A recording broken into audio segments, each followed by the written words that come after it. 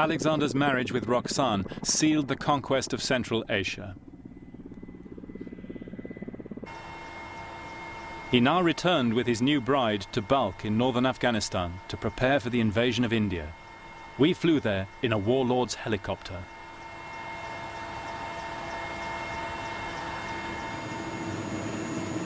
Alexander's expedition would open up the heart of Asia, and for 1,000 years after the Greeks, Balkh would be the greatest crossroads on the Silk Route to China.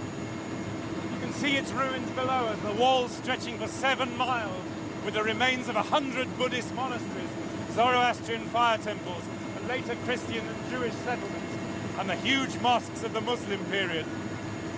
When the Arabs came here in the 7th century, they called it simply the Mother of Cities.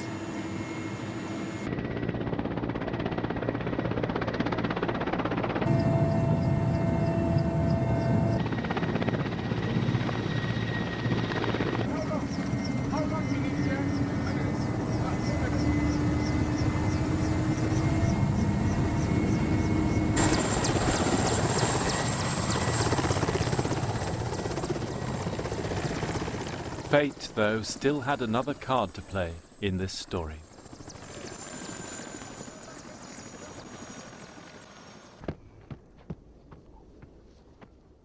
Here in Balkh, Alexander announced that he wished to be worshipped as a god, Persian style. You can imagine how that went down among the Macedonian veterans. And now, for the first time, there was a serious plot against Alexander's life. A group of royal pages planned to assassinate him. They were betrayed and tortured to death.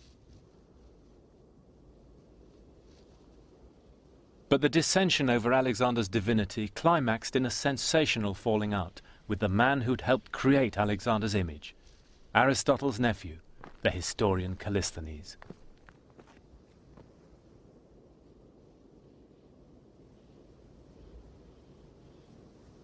The final rift took place here in the citadel at Balkh after a bitter exchange.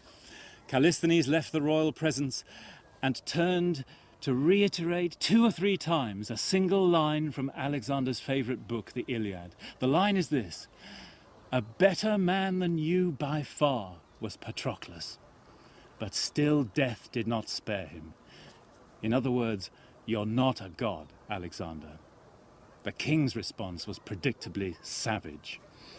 Using the page's plot as a pretext, he arrested Callisthenes and had him tortured and crucified.